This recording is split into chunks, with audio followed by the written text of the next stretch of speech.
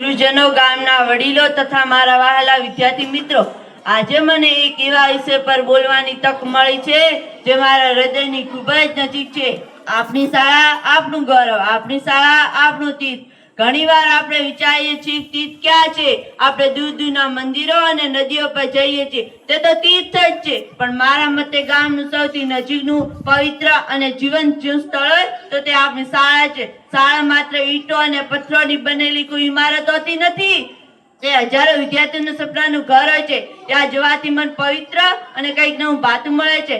આ શાળા એ પથ્થરની મૂર્તિઓ હોતી નથી, પણ ત્યાં જીવતી જાગતી મૂર્તિઓ ઘડાય છે. આ શાળાની દિવાલો આપણી પેઢીએ સાચવી છે અને આવનારી પેઢી તેને તૈયાર કરી રહી છે. જે ગામની શાળા સમૃદ્ધ અને સક્રિય હોય તે ગામનું ભવિષ્ય હંમેશા ઉજ્જવળ રહેશે. આ એ જગ્યા છે જે આપણા ગામના સંતાનોનો અજ્ઞાનનો અંધકાર દૂર કરી રહી છે. આ શાળામાં શિસ્ત, સહકાર અને સંસ્કારના પાઠ ભણાવવામાં આવે છે.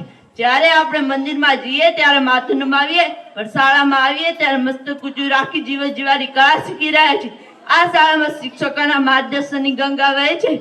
તે આપણને સાચા હાથમાં માણસ બનાવે છે. આ શાળાની દિવાલો, ઝાડપાન, આ બધી મિલકત આપણી છે. જેમ આપણે ઘરને સાચવીએ તેમને તેમાં વિદ્યાદાનને સાચવવાની ફરજ આપણી બને છે.